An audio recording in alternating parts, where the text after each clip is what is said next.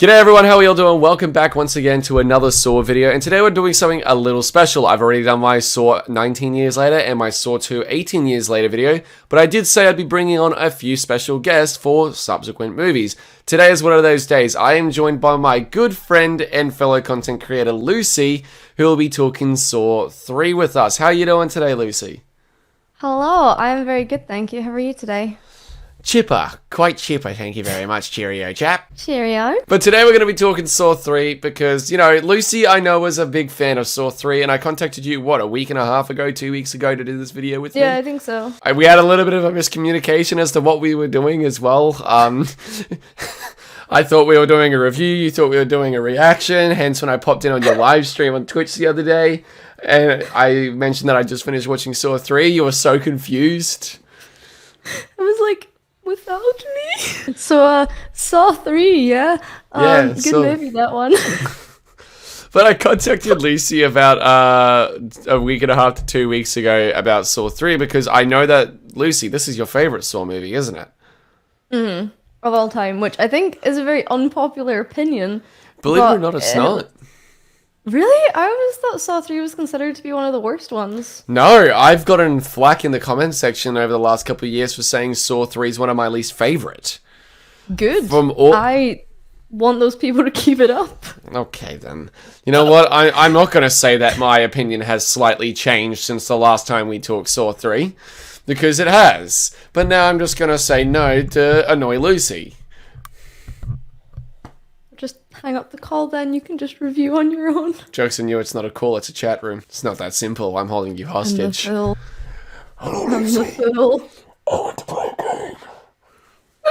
But my opinion has admittedly changed on Saw 3, and a lot of that I think is because while I'm watching these movies, as I said in the first video and the second video, I'm trying to treat these as their own separate things, trying to review them as movies before the sequels came out. So each respected film, I will only ever compare it to what came beforehand, never what came afterwards. And my problem with Saw 3 was reviewing it and viewing it from a franchise perspective as opposed to a trilogy or singularity perspective. And as a trilogy, I think Saw 3 is really good. There's a lot in this movie I think really works. Lucy, how about you take us off with where we should start with this? Actually, no, really quickly, I will ask, why is Saw 3 your favourite? So, I used to be absolutely terrified of Saw. Horrendously terrified. The first time I ever watched Saw, it was Saw 3. I watched it with my friend Alex on Skype, and I put the screen... Skype. So Skype! I remember Skype. Shut up, I use Skype too. I used to... Family Guy impressions on Skype. No, it wasn't that. I used to play Minecraft with my friends on Skype while having my iPad recording the screen to try and be a big boy YouTuber. Awesome, and look at you now. Not so big boy YouTuber. It worked out, big boy YouTuber. Kind of, only when Saw is in the title. When I was young and watching Saw for the first time, I had a picture, a 24-inch screen. Saw was tiny in one corner of it, and surrounded in like 15 other windows was repeating gifs of cute puppies and kittens. That sets the and it mood. was Saw 3 that I started with, so it's like, it's always had a special place in my heart, because it was the one where, you know, as the movie progressed, I could close some puppies and kittens down and make it a bit bigger, and... Yep. So it's got this sentimental value behind it. Yeah. And it's great. I don't know, Amanda's my favourite accomplice, okay. So she's a really big forefront of the movie. Yep. So I really like seeing her get tested, and how like the overarching theme of it's a constant test when you're with Jigsaw, even if she doesn't realize, like, she needs to listen for the secret code words almost, because he's not ever going to be direct, and even if he is direct, she's just like, hee. And there are many hints in regards to her test in this movie too, in regards to simple lines such as, her life is more important to you than you know, or what is it, she holds your life in your hands, and she's just turning and going, what the fuck do you mean? Like, she doesn't know how more straight can he be? She holds your life in her hands, and she's just like, yeah. I do think Amanda's a little bit dumb for that. Like, what value when the end goal is Jigsaw, Amanda and Lynn? How could Amanda not kind of put together the fact that, you know, Jeff and Lynn were like husband and wife or something. Like that's his wife that you're currently threatening. Like the fact that she wasn't able to put the pieces of the puzzle together when she is monitoring that game. Sorry, she's monitoring the whole thing and just can't piece it. It's like, I mean, that just brings us on to the whole Jeff issue. Yeah, we'll talk about that in a bit. At first, I initially almost had like a revelation in my head. I'm like, wait, maybe she was monitoring the game in Saw 4, but no, she does have a... No, because we can't... It doesn't exist in this conversation. And it's not even just that. It's also the fact that she does mention he's just made it through the second test. The judge is alive. And John then replies, but that was quicker than expected. So she is talking about Jeff. I was like, maybe she's monitoring the game that's in Saw 4 with Daniel Riggs. But no, I remembered that line after the pig vat trap, which we'll talk about the pig vat and many other traps later on. You have some fun with the pig vat. But like, you know, it is Saw 3's game that it's monitoring, which again makes Saw 4, which I'll talk about next week, all the more fucking confusing. Because Saw 4 is just...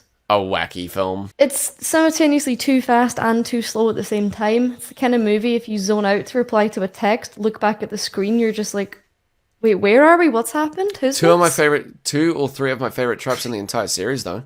And this movie actually has really good traps. This movie's the same. It has two of my favorite traps, which we'll obviously talk about in a bit. I love the traps in this one. And it also is proof to concept. There aren't many traps in most Saw movies, because I know a big issue with Spiral that a lot of people pointed out. Saw 3 is a perfect example of you don't need a lot of traps to make a good Saw movie. And my opinion has changed. I don't think Saw 3 is like the best of the best Saw, in my opinion, but it is now like top 5. It is now like top 5, where it was easily in the bottom 3 at one point. Brainwashing worked. The brainwashing of the uwu pink-haired girl worked. But no, like Saw 3 I've come around on, and I think one of the big things to that is a large portion of the movie is around Amanda, John, and Lynn. And Amanda, John, and Lynn that entire plot line there is the most interesting aspect of the movie. Jeff is barely in it when I rewatched it. Like, he is not the focus. I think that's another reason which really drew me towards it, because going into the Saw movies, I was told, you know, it's just torture porn, it's just gore, there's no story to it. But Saw 3 has such a massive story aspect where it was like, wait, I actually want to watch more of these, because at this point I'm really curious. Like, I can only pick up pieces from the small amount I've seen of this movie, but I'm really intrigued. It's not just what people say of like, it's just torture gore porn. Which it has a story too. I will bring up all the Saw movies. I honestly think comparing it to like torture gore porn is a bit unfair towards the Saw movies, because I've recently rewatched all these movies, and maybe I'm desensitized, but it isn't just about the traps and the violence. It's not as violent as people make them out to be, nor is it as focused on the traps and the gore, like as people make it out violence, to be. It's a lot of it's left up to the imagination. At least in these first 3 movies. Montages of, you know, the camera angles are spinning and it's like close-ups far away and the music's blasting. It's like a wise utilization of like cheap, low-budget filmmaking, but also stylistic as well. Like one big gore shot, like when the angel trap, like kind of thing. But like apart from that, the actual majority of the traps aren't as violent or gory as people make it out to be. People would imply, Like, it's only really around Saw... I'd say Saw 5 for, like, 1 or 2 traps that it's insanely violent, being the pendulum, the decapitation collars, and the pints of blood trap. Saw 6... Oh, the pints of blood trap. I hate that one. The pound of flesh, and Willie Easton's death, actually, now that I think about it. Saw 6 is quite tame. Like, now that I think about it, people say the shotgun carousel. I think not. That's just a bullet. That's just... the shotgun carousel. I remember I watched the shotgun carousel in music class in high school because our teacher never showed up that day. Saw 3D is like the only. Sat and watched it. Saw 3D is like the only insanely violent movie in the series, in my opinion. Yeah, it's also the worst movie in the series. Don't remind me. Oh god. I watched it like 2 days ago, and it was. I've been doing Saw movie nights with my Discord on the lead up to Saw X, and everyone's been really into it, and we got to Saw 7 and everyone was just like, what? Yeah, That's a What conversation. That's a conversation for my buddy Alex and I to have in a couple weeks. Oh, I'm excited to see what Alex will say.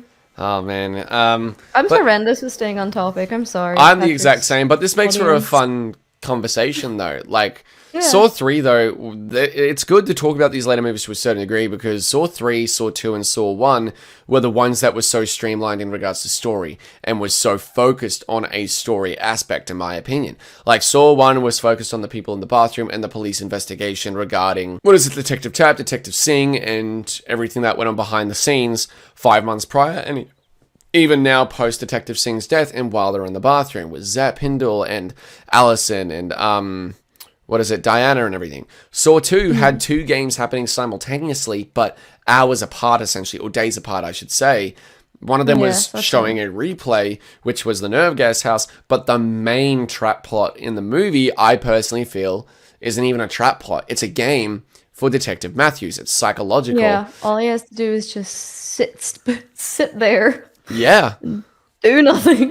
Yeah, and what I love about Saw 2 and 3 in particular, especially 3 on rewatch, is that it once again proves what you and I have discussed, and I said in my first video, and even Saw 2 video, is that Jigsaw is a very complicated villain. I would not call him a protagonist, a good guy. I would not call him an anti-hero. On rewatches now, I realize how delusional I was even in 2021 as a massive fan. In 2023, Patrick, he sees Jigsaw as a villain, but a very complicated and very hypocritical villain. But that's what makes him fascinating, whether that's a compliment to bad writing or a compliment to intentionally great writing. Even if it is bad writing, what complements Jigsaw is the confliction of ideology and how hypocritical he is and how he goes against his own ideology a lot of the time. He's committing a lot of the same convictions that he is judging these people for. Granted, I don't think Jigsaw should be judging a grieving father and mother. That's fucked up. But that's also very questionable morals. But that is also a test. It is also is a good example of how hypocritical and how cloudy his mindset and his ideology and his methods are.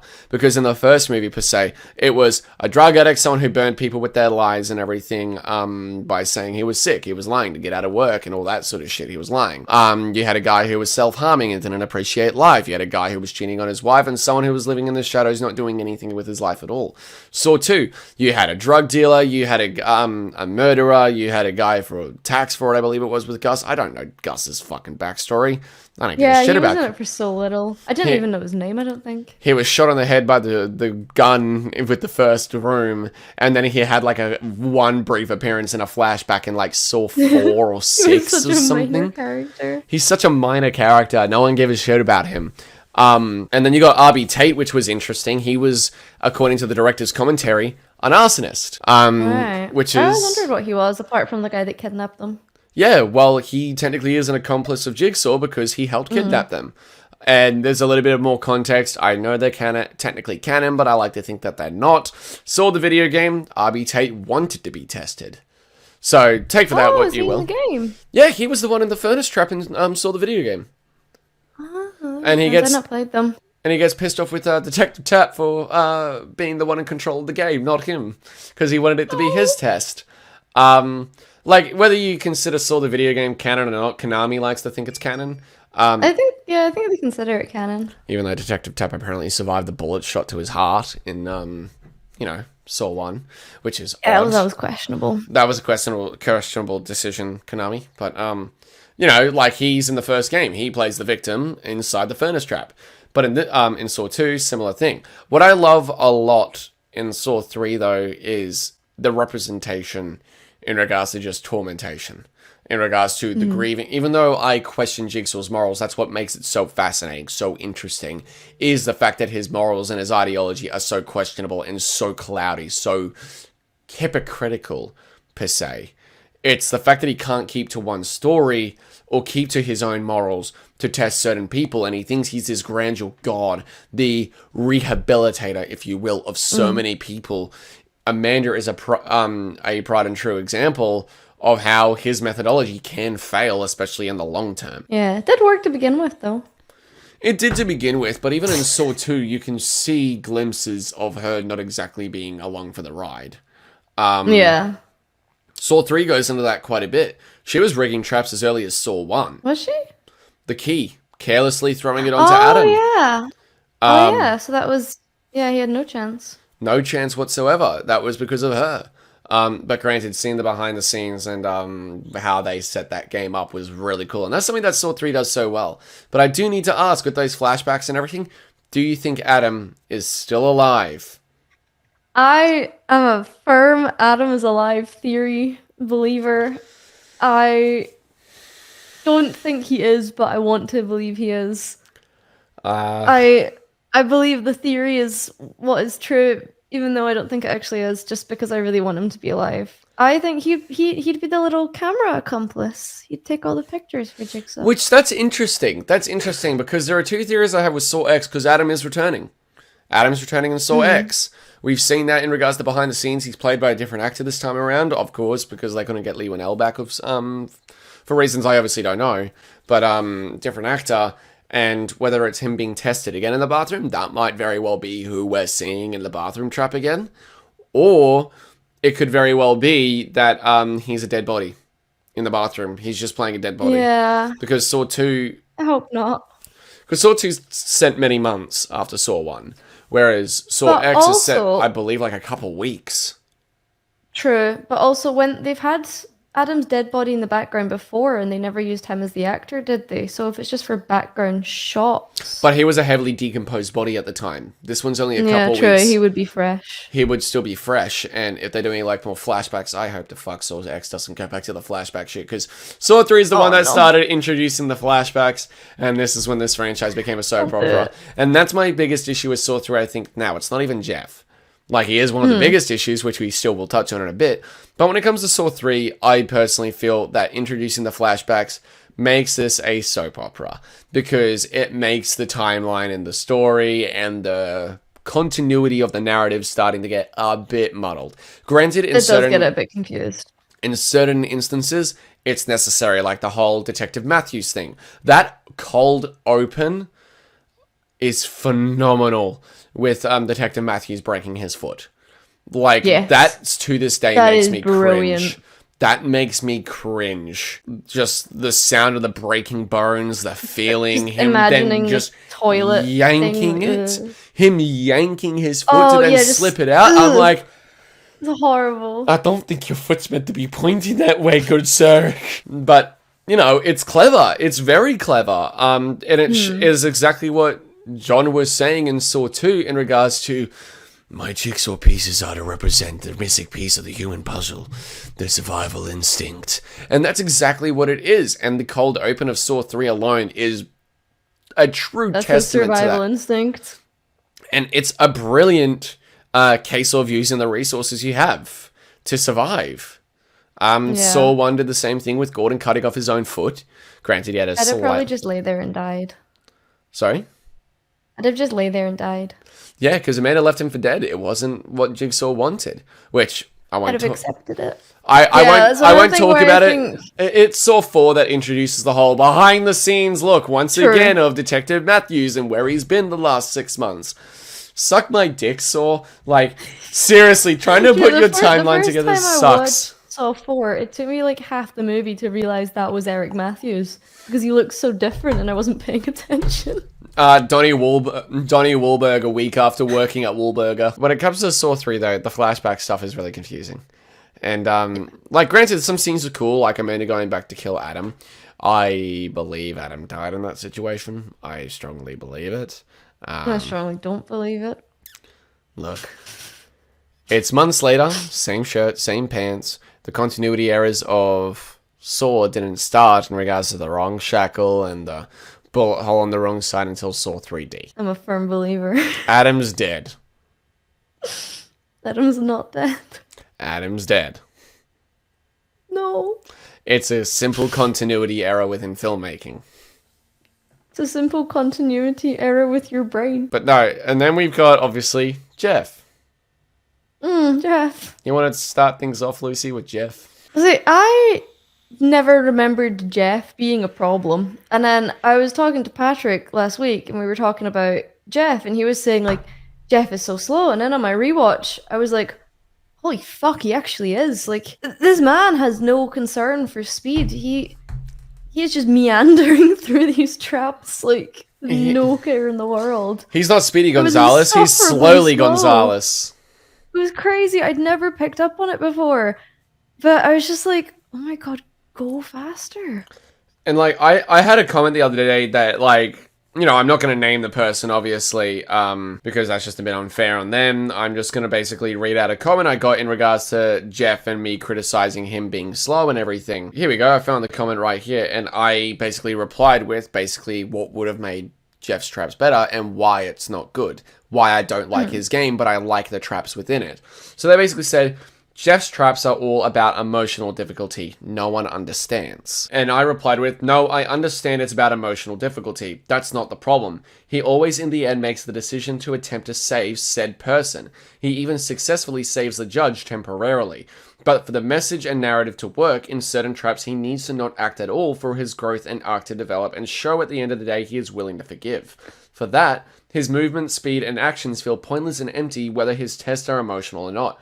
By the way, I love 2 of the 3 traps in Jeff's game.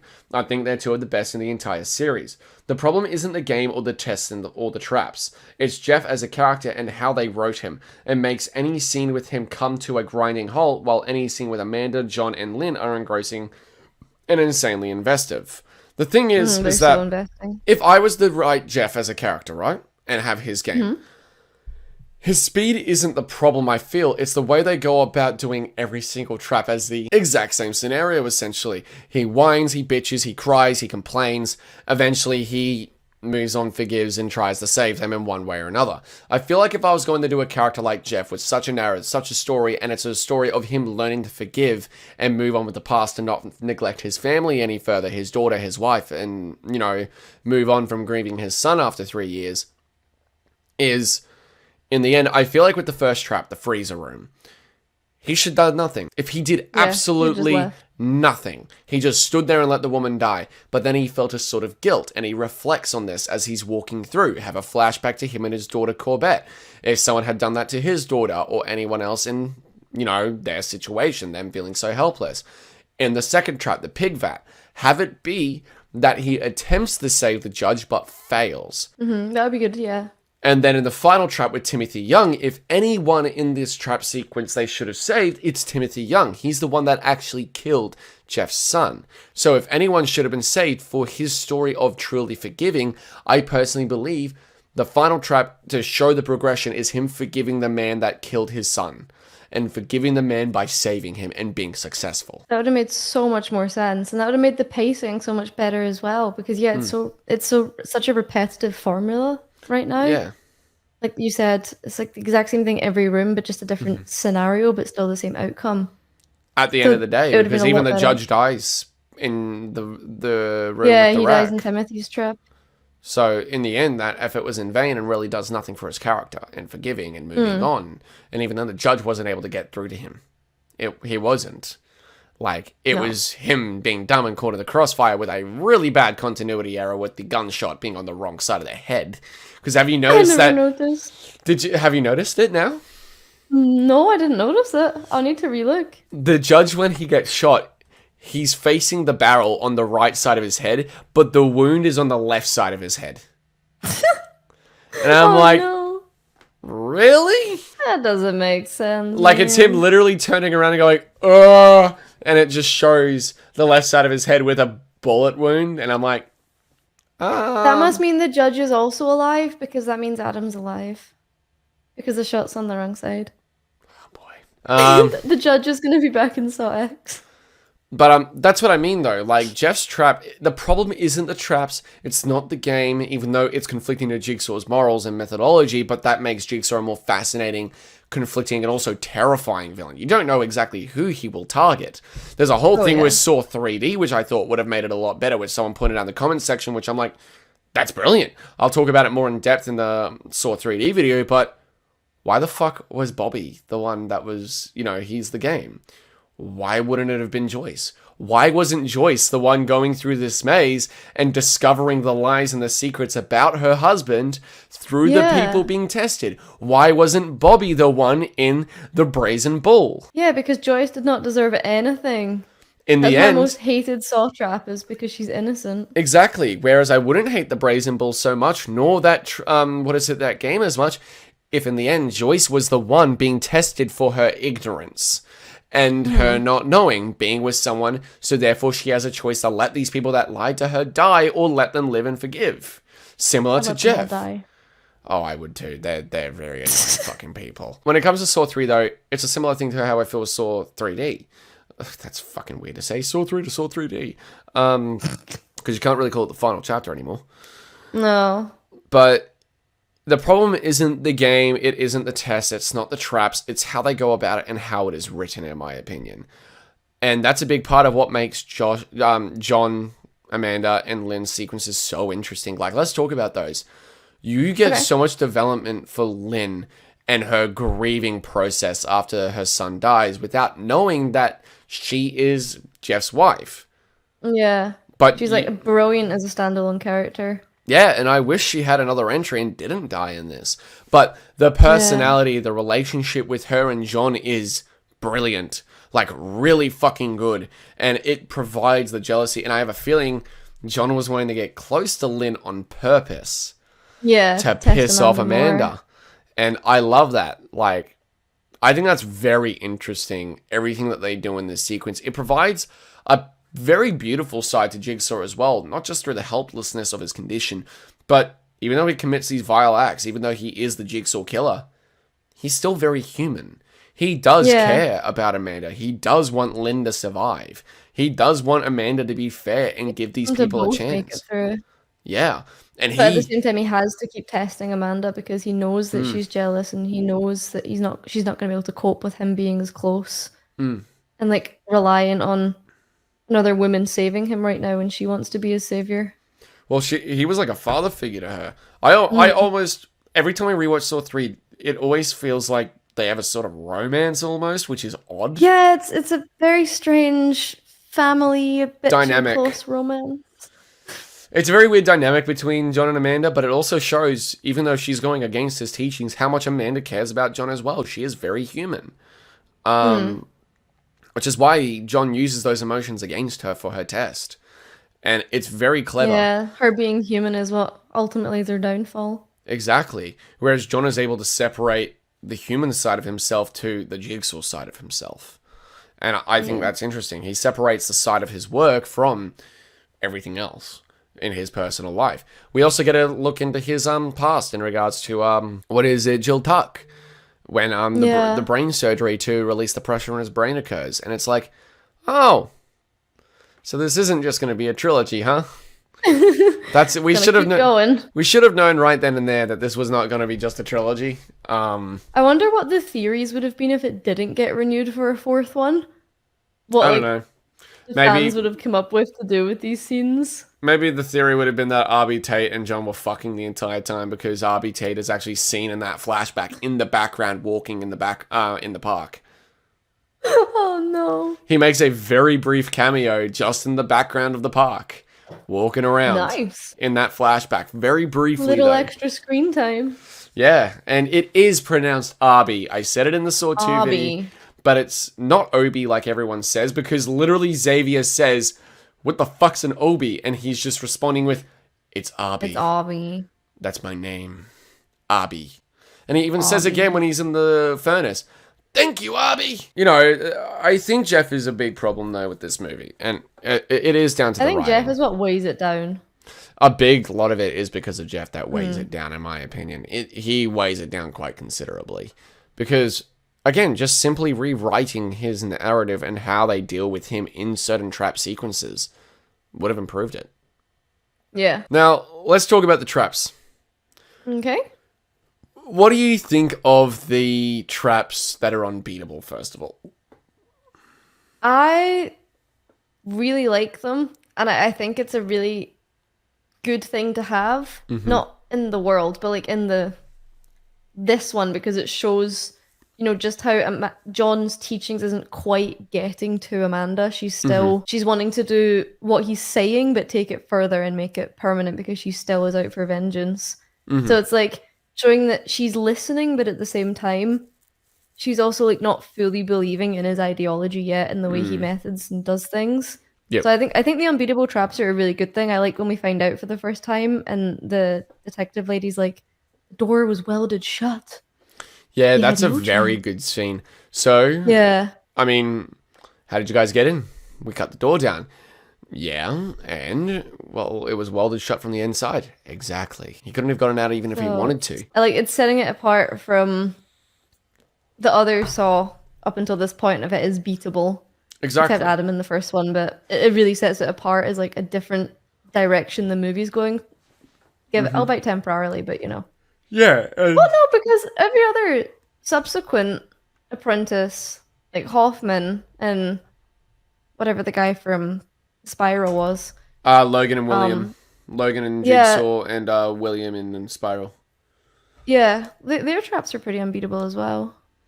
I'd agree, but in Logan's defense, they were traps based apparently on a game that took place Yeah, before based all on the like others. they had set outcomes. So they had set outcomes. In Spiral, there's a real motive and a narrative behind why they're unbeatable, which I understand and appreciate. Like, Spiral's a Saw movie, but it's also a spin-off, so you can't compare it to Jigsaw or anything like that, which is why I don't Yeah, mind the traps in exactly. that one. Like, there's a real reason it's a spin-off, which I'd like to see more of those types of movies for the reason. I would too. Because in a world where Jigsaw exists, there's going to be copycats.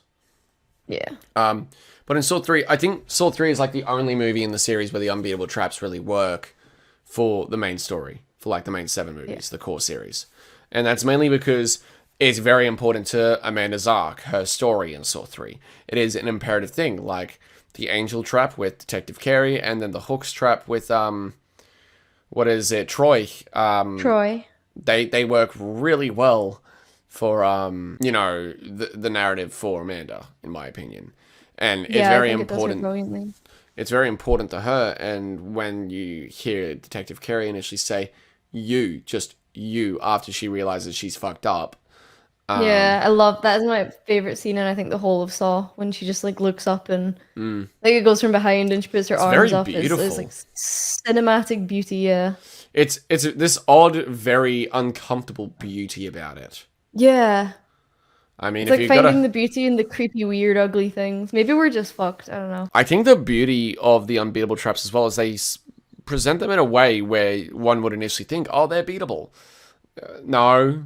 And not only that, like, they're filmed in a very different way, I feel, to the other Saw traps. Like, it's still got Yeah. that very janky editing with the flashes and the quick high frame rate circling and everything. Oh, I love But that filming. the use of lighting is very different. Like, the backlight on Detective Carey when the fucking ribs get ripped out and everything. Yeah, like the green light is brilliant. And then with Troy, with just the boards on the windows shining through just some natural lighting. It's very pretty. Yeah, it's like orangey, Yeah. dreary lighting. You know, he's It's- in a shit situation. He's in a very shit situation considering the one through his jaw. The one there sounds. Even if you manage to get all the other ones out, like I swear that one is impossible. Yeah. Yeah. There's no way in absolute hell, because even when you looked at when Hoffman picked up the chains and everything, or the leftover pieces from the trap, you saw the one from his jaw literally still Still attached to clamped. the jaw. Not attached to the jaw, but it was clamped shut like that. It had not been pried open or anything from the explosion. The Oh, jaw, yeah, I think, was that just decimated. So I'm thinking, would he have had to rip off his jaw or something? Like, there's no fucking way. Yeah, would you have just made had it to out probably rip off the whole thing, but I mean, how? How exactly? Like, what? What else is he meant to do? Like, fucking crowbar it open with his bare hands? Needs to become strong. But like, this is a testament as well, where a lot of people forget how simple the old Saw movies were. Like, the old Saw Yeah. movies never had many traps. Like, Saw 1, you had the drill chair, the bathroom itself, you had the reverse bear trap, the razor wire, and the flammable jelly. 5 traps. And then in Saw 2, you've got the Venus flytrap or the death mask, the gun eye hole, the furnace, the razor box, Needle pit. the needle pit. That's it. Yeah. 5 traps. And then Saw 3, the chains, Angel, freezer room, pig vat, and the rack. 5 traps. And Lynn's collar. And Lynn's collar, but Like the that's whole more of like overarching a accessory collar trap storyline. as opposed to Yeah, true. in my opinion, treating it as a trap. Like I'd still treat it as a trap, but it's more like comparing apples to oranges with like what happened to the cops in Saw Yeah, 2 I guess with it's the like saying staircase. the whole nerve gas house is a trap. Yeah, so that's like the big test. Yeah. You know, and then you go to Spiral where everyone's like, there's not enough traps. And I'm like, you had the train, you had the glass It's the exact grinder, same. you had the, what is it? The marionette, I like to call it, the one with Samuel L. Jackson with the vials. You have the finger trap. So that's 4 right there. 4 traps, but then you've Wax obviously the wax trap, that's 5. And then obviously you've got Detective Shanks. Not Shanks, sorry, Detective Zeke Banks in regards to the handcuffs. Like he was given a saw. He was given a hacksaw to cut off his own hand, but he did find a, key or a what was it, a hairpin or something to unlock it? Yeah, something to pick the lock with. Yeah, so technically there's 6 traps. There's the same amount, if not more traps in Spiral than there were in the first 3 Saw movies respectively. Yeah, it's weird. I think it's just different because the pacing's different. And that's exactly what I think. Saw 3 is a very long movie too. It's the longest one, isn't it? It's No, not anymore. Not anymore. Saw 10 is the longest. Saw 10 is now the longest at hour and 58 minutes. But let's talk about the main game traps right now. Okay. The freezer room. I don't like it. I like it. My reason for liking it is I think nudity in horror movies is unnecessary, especially in such a vile fashion. I still don't like nudity in horror movies, especially when it's so mean-spirited like this. Like, it's literally a woman being sprayed with water or some liquid and being frozen to death while 100% naked with vagina and tits on display 100%. Yeah, I think the nudity just adds to that shock horror, though, that you want the audience to feel of, like, this is pure disgusting, that's crossed the line kind of thing. I think it adds to it with a Saw movie. I think so very, too. like, not only is the woman in this horrendous situation, but she's also being humiliated in her last moments at the same time, which is just, like, even worse. It just, I don't know, it feels icky watching that. It does feel icky, yeah. It feels pervy almost, and I don't like it. I think it's, like, effectively icky, I guess. I guess, but I don't know. The simplicity of the trap I really love. I love that and how it is a race against the clock, otherwise she's going to freeze to death. There must be a horrendous way to go. But I don't like how icky it feels with the perverted nature of it, and I don't want to see a woman frozen to death while she is 100% butt naked with vagina, tits, and butt all over the fucking screen. Like, that's not what I want to watch. I want to watch a Saw movie for the gratuitous traps and everything, and also for the very soap operatic story. And it is very soap operatic in the third. Yeah, it starts going that direction. Saw 4 is worse, which I'll talk about again in the next video, but it's fucking wow. Some of the most obnoxious editing in the series as well. Like, obnoxious editing. But I do like the other 2 traps, though. Let's talk about the pig vat. You have a certain gripe against this trap. I despise it. You're a vegan or a vegetarian, aren't you? I'm just vegetarian. Yeah. But it's just like, it's not even the animal cruelty that gets me. It's just the dead pig. Like, I just imagine drowning in just dead pig soup. It's like... That was the best description I've ever heard in my life. It's the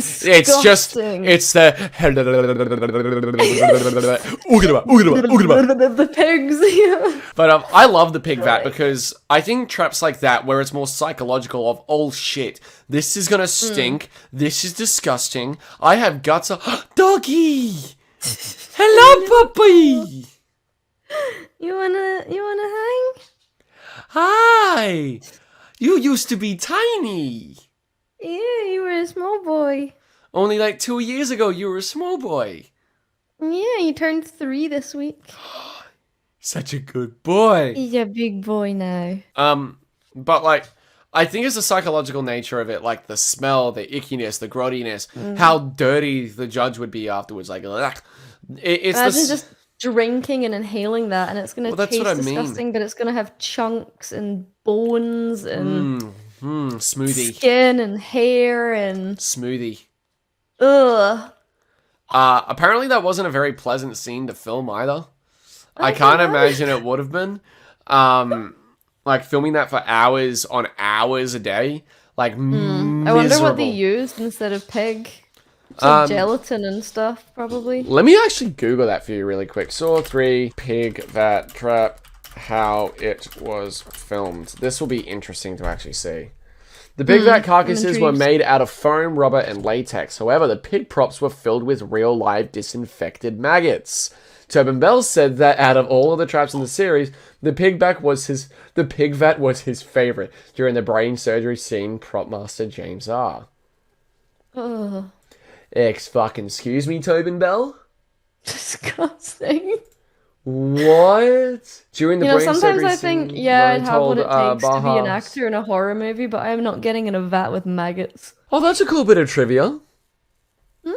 During the brain surgery scene, prop master James R. Murray had to hold Bahar Soomek's arms for the close-up shots because she was unable to steady herself and keep the tool under control. Oh, That's interesting, actually. wow. I'm That gonna be is- looking for other arms now when I watch. Yeah. That's very fascinating. But, like, the pig vat's Tobin Bell's favorite, and it was made out of foam, rubber, and latex, but the pig props were filled with real, live, disinfected maggots? Ugh, Gross! that's disgusting. What the fuck, Saw 3? Granted, they've done that more times than I care to admit in this franchise. Yeah, a lot of disgusting traps. And they've done it in such disgusting ways for authenticity purposes. But, like, imagine being the actor then alone, like, when the suit is being ground up. His reaction is real then, because Yeah, Jesus Christ. yeah, because he's actually getting maggots on him. Because, like, imagine being in that situation and you're trying to talk and be like, Jeff, help, you don't want to be like he was. But you're in the meantime getting splashed with this pig guts and you're going to swallow it by accident. Be actual maggots. And, like, that's going to be getting in your ears as well because it was raised up to, like, eye to nose right here. Literally, his mouth and nose were the only things clear of the line of water. No amount of movie budget would get me to do that.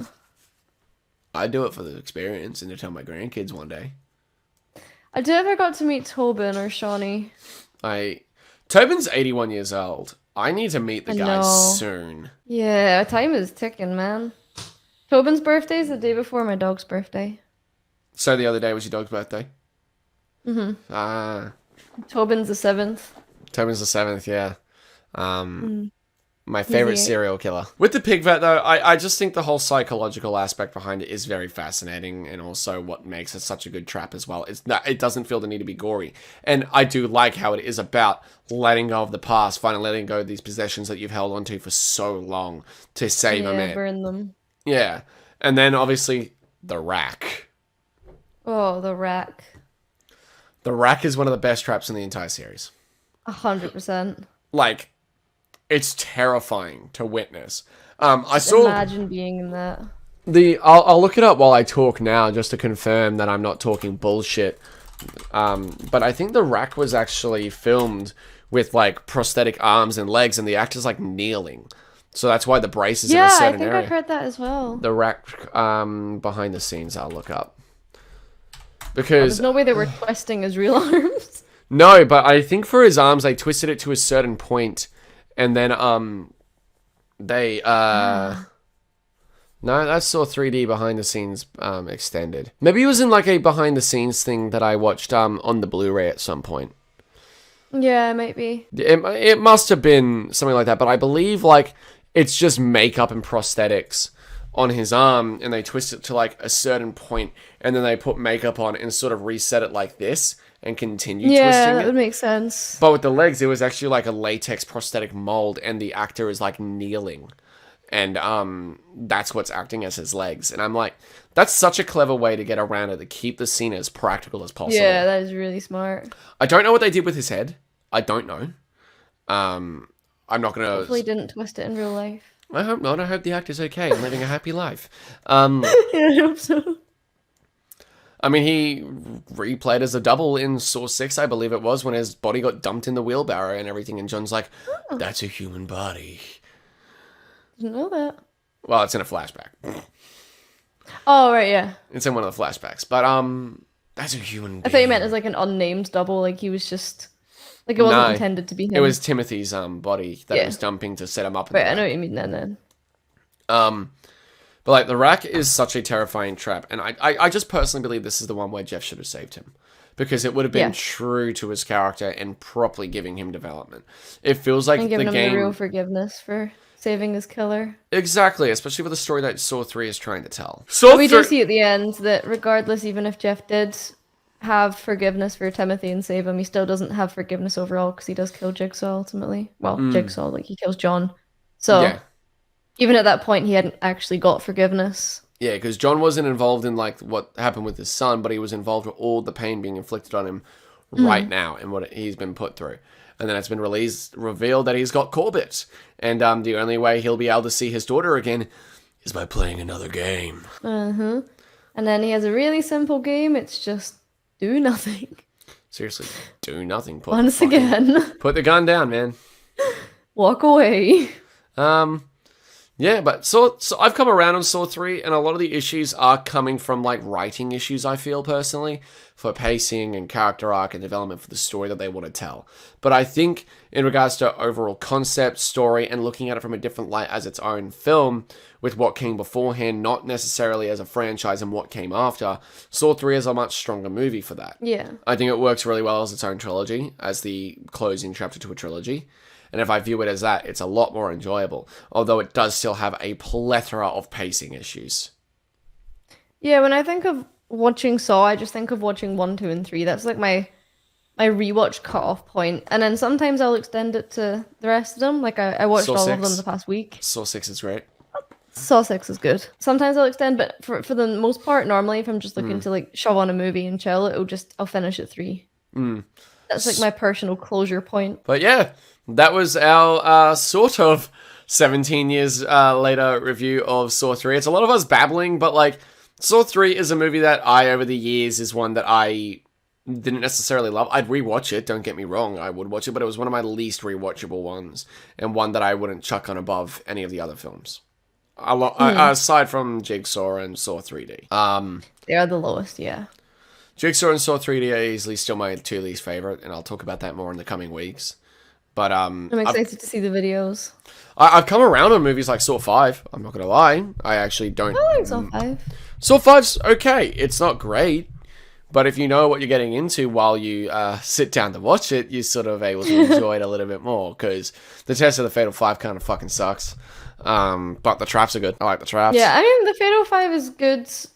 Just annoying For the last characters. few traps. But yeah, the characters. I'm so glad that bald guy dies in the exploding tunnels. It's trap. a game, tweaker! I could not have lasted with more traps with him. Survival of the fittest, bitch.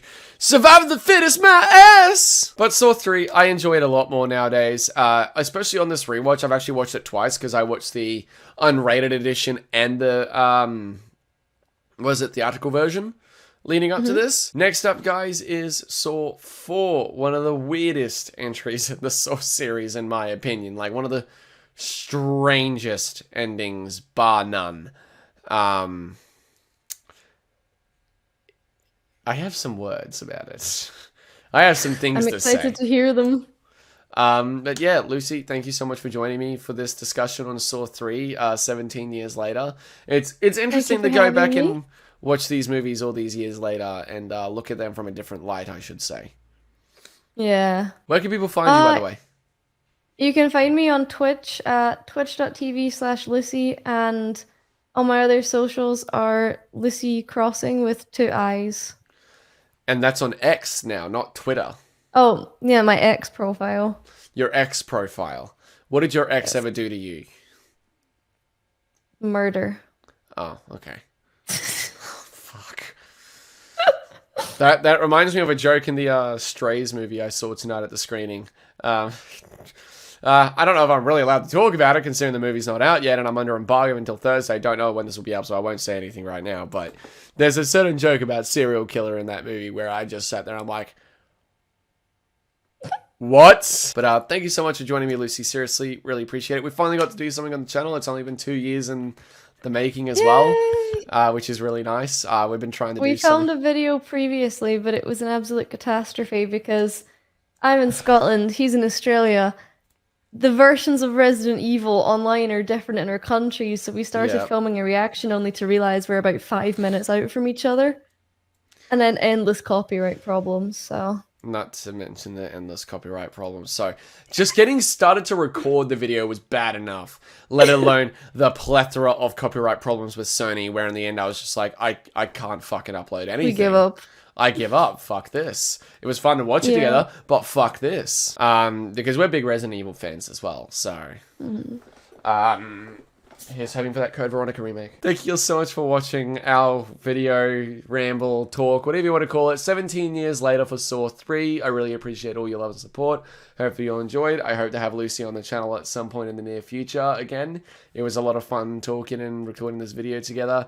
It's good that we're able to do this considering we don't get to talk much because time zones and our busy schedules as content creators and day-to-day life as well. Like staying in contact is really difficult sometimes. So Yeah, we're like 14 hours apart or something. What time is it for you now? I think it's 9 hours. 9 hours? Oh, okay. It's nearly 5 p.m. Nearly 5 p.m. Take away 7 plus 2. Yeah, it's 9 hours. Oh, okay. Not as bad as I thought. Yeah, US is usually like 14, 15 hours for me. Ooh. Which is rough trying to record stuff Yeah, with it's rough friends from the recording US. stuff. But you know, it's always fun doing this together. It seriously is. For and, sure. You know, it gives us a chance to talk about something we're both loving and passionate about. My opinion has changed on Saw 3, guys. You can stop bashing me in the comment section. Bash him about his Adam theories instead. No, Adam's dead. He's dead. Lee Winnell died. Well, not Lee Winnell, but Adam died. Say that. Not Lee Winnell. No, if he died, that would be horrifying. Is that why he's not appearing in the newest movie? Sorry, Lee Winnell, I love you, bro. Don't come for me. Put me in a Saw movie. Thank you so much for watching. I hope you all enjoyed this video for Saw 3. Look out for my, what will it be now? 16 years later for Saw 4 coming very soon. Probably this weekend. I need to play catch up, otherwise I'm not going to do all these videos before Saw X comes out, which is Holy. rough. Like, this video should have been up this past weekend, and Saw 2 should have been the weekend before that. I'm behind. Uh-oh. Fucking whoops. But, we'll catch up. Thank you all so much for watching. Look out for more videos coming very soon, and I'll see you all in the next one. Take care. Bye.